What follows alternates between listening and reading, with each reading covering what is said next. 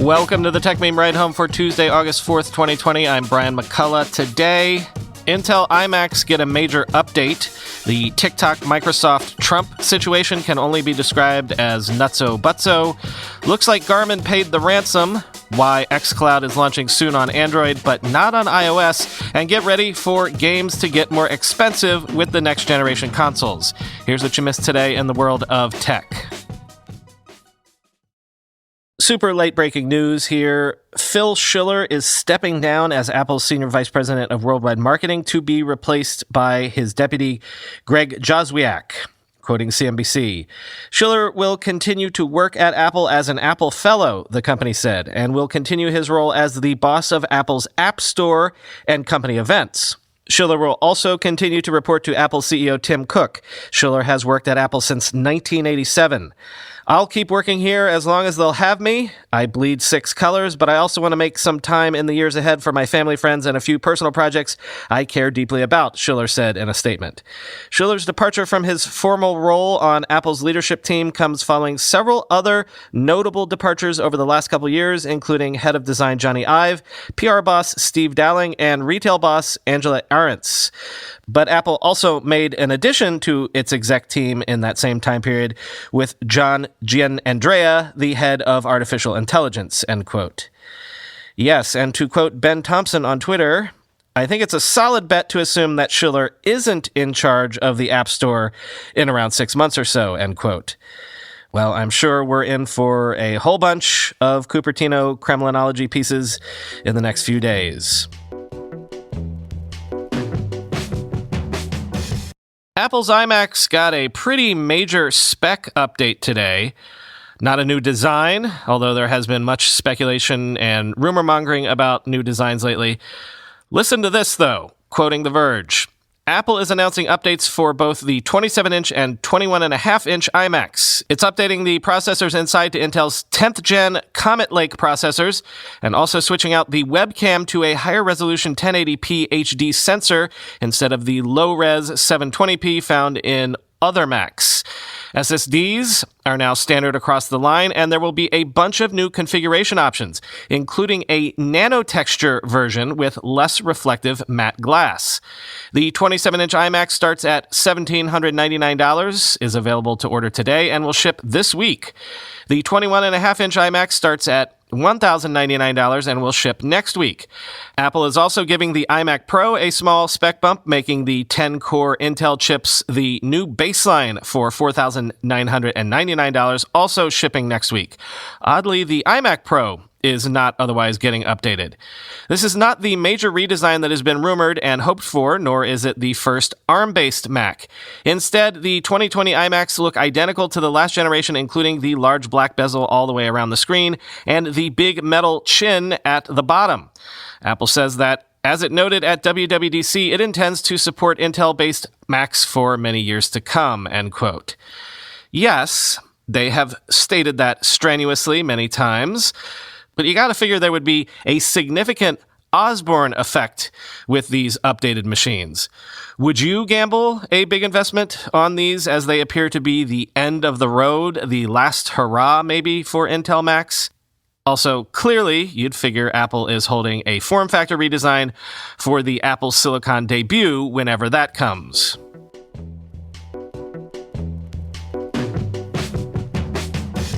The TikTok saga goes on, and there's no word of a deal being closed, but one has to assume that the negotiations are ongoing. The weird sort of complication that went on overnight was basically the President of the United States. President Trump yesterday said that he is, in fact, fine with the idea of Microsoft buying TikTok's operations in the U.S., reversing what he said late last week, but also, he said that the U.S. government should be paid a, quote, substantial amount of money if any deal goes through. Here is specifically what the president said, and I quote, I did say that if you buy it, whatever the price is, that goes to whoever owns it, because I guess it's China. essentially, but more than anything else, I said a very substantial portion of that price is going to have to come into the Treasury of the United States because we're making it possible for this deal to happen. Right now, they don't have any rights unless we give it to them. So if we're going to give them the rights, then it has to come into this country. It's a little bit like the landlord-tenant relationship. Without a lease, the tenant has nothing. So they pay what is called key money, or they pay something. But the United States should be reimbursed or should be paid a substantial amount of money because without the United States, they don't have anything, at least having to do with the 30%, end quote. I understand that the President of the United States has experience in real estate, but the U.S. government getting some sort of kickback resulting from a transaction between two private companies is not quite how things are done, especially when those companies are merging at the behest of the government, i.e., is the president essentially saying, you two must merge, we order it, and also pay us for what we are ordering you to do. That's, let me quote the Wall Street Journal here, which we can stipulate usually represents the mainstream opinion of, capitalism. Quote, while the U.S. government has been compensated by private companies before for financing or arranging bailouts, for instance, this would be unprecedented. It amounts to a finder's fee, key money in Mr. Trump's parlance, which is an often illegal real estate practice. Whatever sum Microsoft agreed to pay, ByteDance would be further reduced. Perhaps the White House will quietly walk back the proposal. Mr. Trump has often confused the flow of money in matters of international politics. He frequently insists that the Chinese, rather than U.S. consumers, pay billions to the government as a result of tariffs, or that NATO allies pay fees directly for protection rather than having a target for defense spending as a share of their economy. If the proposal is serious and deemed legal, it would set a dangerous precedent for the seizure of foreign businesses through regulatory fiat and open the door for U.S. firms to suffer the same treatment. In countries such as Venezuela, that often has recently been the case. Many business assets, such as licenses to operate, mineral rights, or physical facilities, can be had for token compensation. Landing the U.S. part of the wildly popular TikTok could be a major prize for Microsoft, but if the price includes an unseemly payout to the U.S. Treasury, corporate America has far more to lose than to gain by participating, end quote. And one more important implication to consider here, what does this whole brouhaha look like to the rest of the world, i.e., don't make any tech company too popular or else the U.S. could shut you out of our market or even force you to essentially sell to U.S. owners. Does this seem threatening to any foreign companies that value their independence? You would think it does. Also, from the journal, here's the Chinese perspective. With a TikTok sale, China would lose control of its first homegrown global internet sensation, hardening the suspicions inside China that the U.S. is looking to sabotage its internal tech growth. Quote, unlike other Chinese tech titans, which have largely struggled to expand globally while winning fans at home by cloning Western platforms, TikTok's breakout success has been the product of its own innovation, said Matthew Brennan, a China-based tech consultant. Quote, TikTok was the moment when China's technology went from copy to China to copy from China, he said. Short video had first found more traction in China, and when ByteDance moved into the U.S. market, they were leading the big trend, end quote. And this is from Bloomberg, quote, while the Chinese Ministry of Foreign Affairs has declined to comment on Microsoft's TikTok talks, spokesman Wang Weibin reiterated criticism Tuesday of what he said were Washington's double standards and overreach. Quote, if following the wrong example set by the U.S., every country could use national security as an excuse to target American companies, Wang told a regular news briefing in Beijing. The U.S. should not open a Pandora's box, otherwise it will swallow the bitter fruit itself, end quote.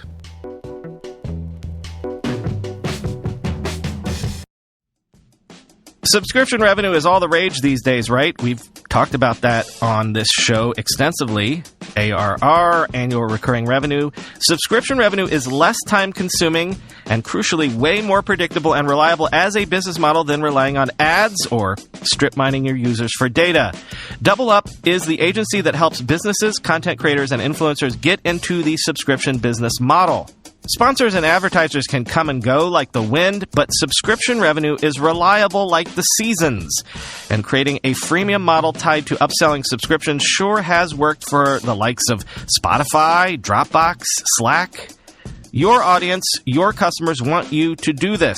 Nobody likes ads. No one wants you to surveil them and make money by selling their data. Let Double Up show you how to create a business based on a solid foundation of subscription revenue that will also let you sleep well at night. Check them out at Double Up Agency. That's doubleup.agency on the web. And when you get in touch with them, tell them Brian sent you. Discover.bot is your go-to resource for all things conversational AI. From informational to educational, Discover.bot has content for everyone ranging from the conversational AI curious to expert developers. I've actually started using the Discover.bot site as a resource for surfacing stories about bot technology for this very podcast. Discover.bot features hundreds of articles covering chatbots for business and personal use, conversational AI development, AI, and the latest industry news. The best part of Discover.bot is not just the array of content, but the wealth of knowledge that comes from the rapidly growing Discover.bot community. Discover.bot's influencers are leaders in the AI field with insight into the possibilities and challenges of the space and how leading companies are committed to the future of conversational AI. Discover.bot provides a space for the diverse voices in the industry to stretch the imagination and challenge the status quo of chatbot building and conversational AI generally. Make your mark in the community by hosting your chatbot on a .bot domain. Visit get.bot to register your domain name today. And visit discover.bot/podcast to learn more and join the community on Facebook at get.bot. Quick follow-up to a story from a couple weeks ago. Remember that Garmin ransomware attack where they were desperately trying to shut everything down before it all got encrypted? Yeah, well, it looks like Garmin paid the ransom. Quoting The Verge, fitness brand Garmin paid millions of dollars in ransom after an attack took many of its products and services offline last month, Sky News reports. The payment was reportedly made through a ransomware negotiation company called Hurrah, in order for Garmin to recover data held hostage as a result of the attack. Bleeping Computer reports that it believes Garmin must have paid the ransom because of the lack of known weaknesses in the Wasted Locker virus. Code from a Garmin-developed executable reviewed by Bleeping Computer suggests the company paid the ransom on either July 24th or July 25th, and the publication confirmed that the executable was able to decrypt sample files encrypted by Wasted Locker, end quote. They telegraphed this was coming, but the European Commission has indeed officially opened an in-depth investigation into Google's proposed acquisition of Fitbit over concerns about the vast amount of user data Google would have access to via this deal. Quoting the Commission itself, following its first phase investigation, the Commission has concerns about the impact of the transaction on the supply of online search and display advertising services, the sale of advertising space on, respectively, the result page of an internet search engine or other internet pages, as well as on the supply of ad tech services, analytics, and digital tools used to facilitate the programmatic sale and purchase of digital advertising. By acquiring Fitbit, Google would acquire the database maintained by Fitbit about its users' health and fitness, and the technology to develop a database similar to Fitbit's one. The data collected via wrist-worn wearable devices appears at this stage of the Commission's review of the transaction to be an important advantage in the online advertising markets. By increasing the data advantage of Google in the personalization of the ads it serves via its search engine and displays on other internet pages, it would be more difficult for rivals to match Google's online advertising services. Thus, the transaction would raise barriers to entry and expansion for Google's competitors for those services to the ultimate detriment of advertisers and publishers that would face higher prices and have less choice, end quote. Microsoft has announced when its xCloud gaming service is launching, at least on Android. The D-Day is September 15th, launching on Android in 22 countries, bundled with the Xbox Games Pass Ultimate subscription, which runs you $14.99 a month. So on September 15th, you can download an updated Xbox Game Pass app, which will have game streaming as a part of it. There will be 100 plus games available to play via streaming, but do note that this is not launching that same day on iOS. In fact, we don't know when it might come to iOS, if ever, quoting The Verge. It's our ambition to scale cloud gaming through Xbox Game Pass, available on all devices, but we have nothing further to share at this time regarding iOS, says a Microsoft spokesperson in a statement to The Verge. The lack of iOS support at launch will be disappointing to iPhone and iPad owners, but not exactly surprising. While Microsoft has been testing xCloud on iOS, the company previously revealed its testing was limited due to Apple's App Store policies. Microsoft hasn't revealed which Apple policies are preventing xCloud from launching on iOS, but Google's Stadia service is also not available on iPhones or iPads. Valve's Steam Link app took nearly a year for Apple to approve, even though it primarily streams games from your home PC. Apple has also faced questions over its 30% cut of in-app purchases and strict App Store policies from the House Judiciary Committee recently as part of a tech antitrust hearing, end quote. I don't usually cover their earnings, but video game maker Take-Two Interactive beat expectations in their fiscal Q1 with revenue up 54% year over year, which is even more impressive when you learn that the company did not launch any new games during that selfsame quarter. So chalk this up to another sector doing well in the COVID era, I guess. I mean, it does help that Take-Two games like Grand Theft Auto 5 and Red Dead Redemption 2 still sell amazingly well years after launching, but also grok this, quote, "To date, Take-Two said that lifetime sales of GTA 5 are at 135 million units, including 5 million in the first fiscal quarter. Red Dead Redemption 2 is at 32 million. NBA 2K20 is at 14 million units. Borderlands 3 has sold 10.5 million, and The Outer Worlds has sold 2.8 million. Daily active users for NBA 2K were up 82% from a year ago. In the first fiscal quarter, Red Dead Redemption 2 sold twice as many copies as it did in the same period a year ago. You can chalk those results up to gamers playing more during the pandemic. Social Point's Dragon City and Monster Legends mobile games helped drive it to 54% revenue growth in the quarter compared to a year ago," end quote. But also, things are just turning up Milhouse for the gaming industry generally, because it seems to be an open secret in the gaming industry that the next-gen games for the next-gen consoles might be getting price hikes, generally in the range of $10 per game. For example, Take-Two did confirm that it will price NBA 2K21 at $70, which is $10 more than what NBA 2K20 runs you. Quoting GamesIndustry.biz. During today's earnings call, CEO Strauss Zelnick confirmed that it would be deciding and announcing pricing of next-generation software on a title-by-title basis, implying that not all next-generation games would necessarily get the $10 price hike.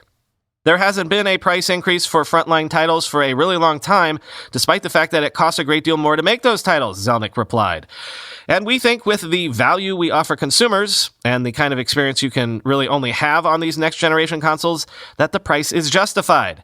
But it's easy to say that when you're delivering extraordinary quality, and that's what our company prides itself on doing, end quote. So if you're a gamer, I just wanted to put you on notice that things are about to get more expensive. And finally today, you know our good friend, the hashtag inventor and general product guru, Chris Messina, how he's officially the ombudsman for this podcast. Being an ombudsman means you advocate on behalf of the audience of a publication, but also you hold the publication to account. Well, Chris is officially holding me to account. You might remember this segment from the July 6th episode where we discussed a new algorithm developed by researchers at Harvard that claimed to be able to detect COVID outbreaks. Looking ahead, it predicts that Nebraska and New Hampshire are likely to see cases increase in the coming weeks if no further measures are taken, despite case counts being currently flat, end quote. So there you go. Someone out there listening, remind me in 3 weeks to check on Nebraska and New Hampshire numbers, and we can see together how well this prediction algorithm performs. So, Brian, as the Tech Meme Ride Home Ombudsman, I wanted to hold you accountable. As 3 weeks ago, you broadcast that little clip where you covered an algorithm that was looking across social media, Google searches, and location data provided by mobile phones to determine the possible spread of infections from the coronavirus. And I thought it'd be worthwhile to take a look 3 weeks later at how that algorithm performed. So what I found in combining results from RT.live as well as the COVID tracking project was that it's a bit of a wash. I would definitely say that there are results out of Nebraska that make it look as though there is a spike happening. On July 7th, there was 117 positive tests with an RT value of 1.10. And now, as recent as August 1st, there are 445 positive tests with an RT of 1.13. So definitely some movement up and to the right there, especially if you take a look at the COVID tracking project. New Hampshire, meanwhile, which is the state that I was born in and grew up in, is actually seeing a bit of a downward trajectory.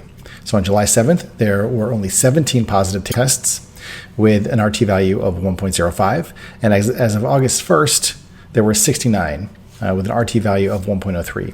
So both are increasing, both are going up. If you look at the charts, it definitely seems as though hospitalizations and other types of COVID-related complications are occurring in Nebraska, but not so much in New Hampshire. So I think the jury's out on this one. Hard to say if this new algorithm actually is doing what it claims to be able to do. Thank you, Chris, for following up on that, and thank you for keeping me honest.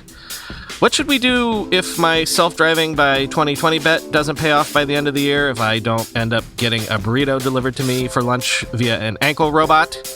How should we settle that wager officially, Mr. Ombudsman? Talk to you tomorrow.